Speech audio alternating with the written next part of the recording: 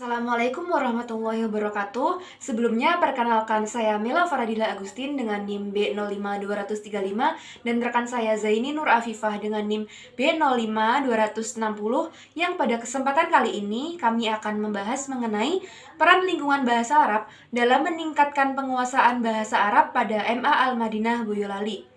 Video ini disusun untuk memenuhi ujian tengah semester mata kuliah pembelajaran bahasa Arab yang diampu oleh Dr. Habibi Muhammad Lutfi, SSM HUM. Yang pertama yaitu pengertian lingkungan bahasa Arab.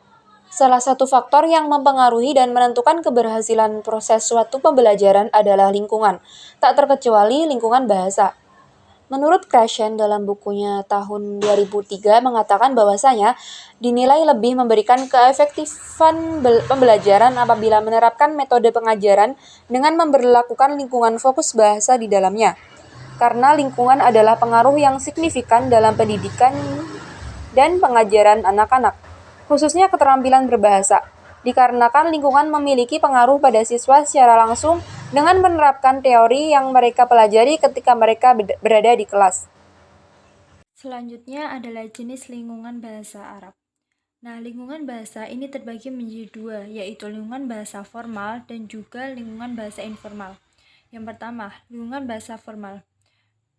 Menurut Dulay dan Ellis dalam Cair pada tahun 2013, menerangkan bahwa lingkungan formal adalah salah satu lingkungan dalam belajar bahasa yang memfokuskan pada penguasaan kaidah-kaidah bahasa yang sedang dipelajari secara sadar. Sebenarnya lingkungan formal bahasa itu bukanlah terbatas pada kelas, karena yang terpenting dalam lingkungan formal ini terdapat para pembelajar dapat secara sadar mengetahui kaidah-kaidah bahasa kedua yang dipelajari baik dari guru di dalam kelas maupun dari buku-buku dan juga dari orang lain dari luar kelas. Yang penting lingkungan bahasa itu menekankan pada penguasaan kaidah bahasa pada pembelajaran secara sadar.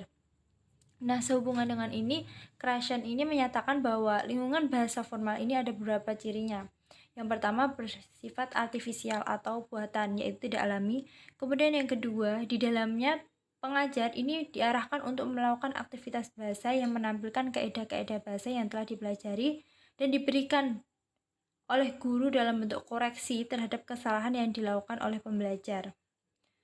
Kemudian yang ketiga, ini merupakan bagian dari keseluruhan pengajaran bahasa di sekolah maupun di kelas.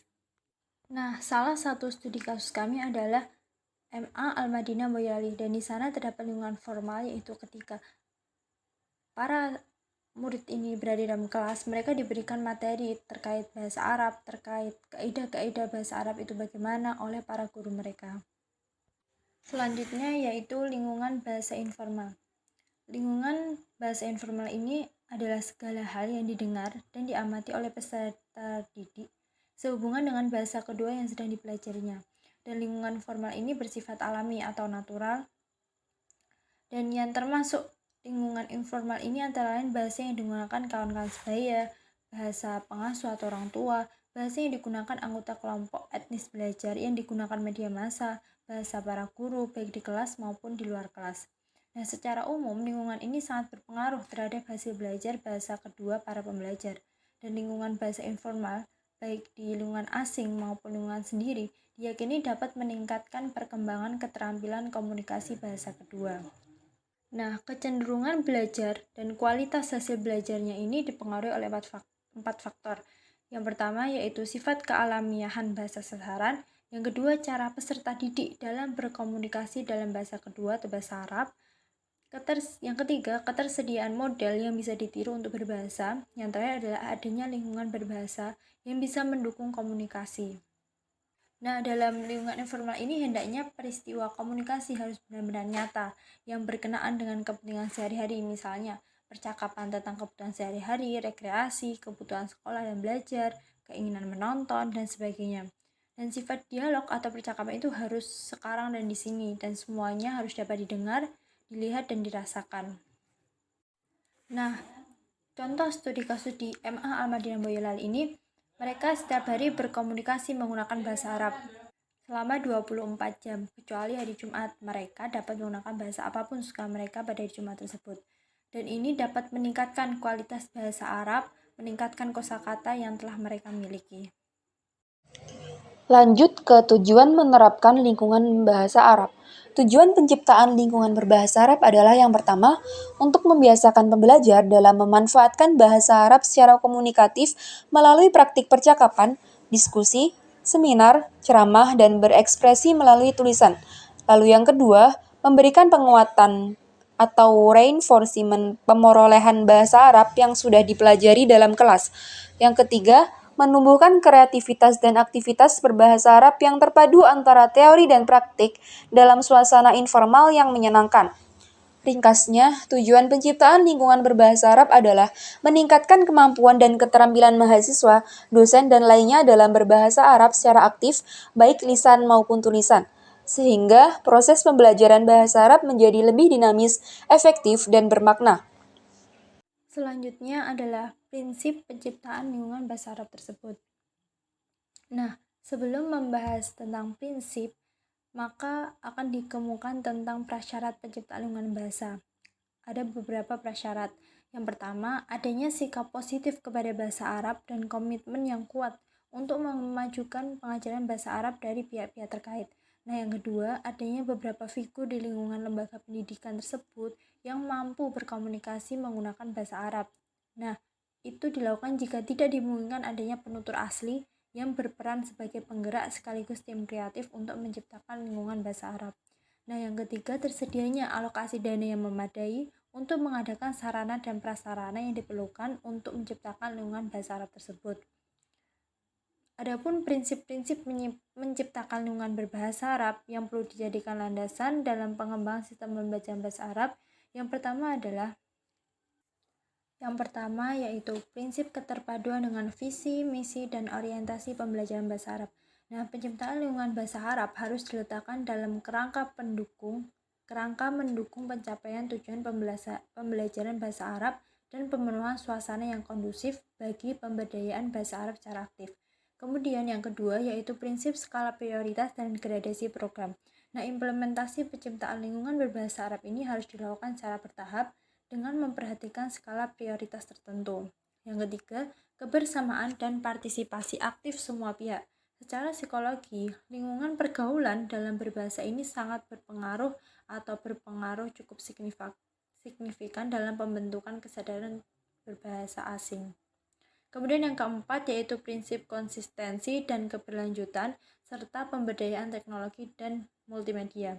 Yang paling sulit dalam menciptakan lingkungan berbahasa itu adalah sikap konsistensi dari komunitas bahasa itu sendiri. Boleh jadi penciptaan lingkungan ini mengalami kejenuhan. Oleh sebab itu diperlukan adanya program keberlanjutan yang bersifat variatif dan kreatif dalam penciptaan suasana yang kondusif. Lanjut ke strategi menciptakan lingkungan bahasa Arab. Lingkungan berbahasa Arab yang ideal adalah lingkungan yang memungkinkan pembelajar merasa enjoy, fun, dan happy dalam belajar bahasa Arab, sehingga kesan dan citra negatif selama ini bahwa bahasa Arab itu sulit dipelajari dapat dihilangkan. Oleh karena itu, diperlukan strategi dalam mengembangkan lingkungan berbahasa Arab. Adapun strategi awal yang perlu diambil dalam rangka mengembangkan lingkungan pendidikan berbahasa Arab adalah sebagai berikut. Yang pertama, yaitu perumusan visi, misi, dan orientasi pembelajaran bahasa Arab. Lalu yang kedua, komitmen kuat dari tenaga pendidikan bahasa Arab dan pimpinan untuk melakukan perubahan lingkungan. Yang ketiga, peninjauan kurikulum bahasa Arab secara menyeluruh dengan maksud agar pembelajaran bahasa Arab bisa diintensifkan. Yang keempat, perlu ada kebijakan dari pimpinan berupa penetapan dari hari khusus, misalnya Jumat sebagai hari wajib berbahasa Arab. Yang kelima, berbagai kegiatan yang bernuansa kebahasa Araban seperti diskusi, ceramah, atau dengan mengundang native speaker misalnya, seminar dalam bahasa Arab, penerbitan majalah dinding, jurnal bahasa Arab, perlu digalakkan sehingga komunitas yang ada di dalamnya terbiasa mendengar dan pada gilirannya guru dapat lebih meningkatkan porsi penggunaan bahasa Arab sebagai bahasa belajar mengajar di dalam kelas maupun di luar kelas. Lalu yang keenam, lomba-lomba yang bernuansa Arab perlu diprogramkan secara berkala, seperti lomba pidato, cerdas cermat, karya tulis, drama, debat, dan lain sebagainya. Lalu yang ketujuh, penyediaan sarana dan media bahasa Arab yang lebih memadai. Seperti sarana perpustakaan yang dilengkapi dengan koran-koran, majalah, lalu buku-buku dan kamus-kamus yang berbahasa Arab. Lalu yang kedelapan, konsep asrama yang lebih dioptimalkan fungsinya dan nilai strategisnya dalam penciptaan lingkungan berbahasa Arab. Yang kesembilan, peningkatan kerjasama, baik internal maupun eksternal dengan lembaga-lembaga terkait. Lalu yang terakhir yaitu, perlu mentradisikan semacam reward kepada pembelajar yang memiliki potensi unggul dalam berbahasa Arab, sehingga mereka termotivasi untuk terus meningkatkan kemampuan mereka dalam berbahasa Arab. Yang terakhir, saya akan menyampaikan kesimpulan pada pembahasan kali ini, yaitu program lingkungan bahasa Arab di MA Al-Madinah Boyolali ini memiliki peran yang penting dalam pengembangan penguasaan bahasa Arab. Lingkungan yang tercipta memfasilitasi pembelajaran yang lebih efektif dan menyeluruh di dalam maupun di luar kelas. Menggunakan strategi dan juga metode tertentu untuk memperkuat penguasaan bahasa Arab. Meskipun demikian, pastinya terdapat hambatan untuk mewujudkan lingkungan berbahasa Arab yang optimal, yaitu memastikan penggunaan yang tepat sesuai dengan kaidah-kaidah dan laja Arab yang benar. Sekian yang dapat kami sampaikan, mohon maaf apabila terdapat kesalahan. Wassalamualaikum warahmatullahi wabarakatuh. Demikianlah pembahasan yang dapat kami sampaikan. Kami ada pantun. Apa tuh? Hidup sendirian tanpa kekasih. Cukup sekian dan terima kasih. Wassalamualaikum warahmatullahi wabarakatuh.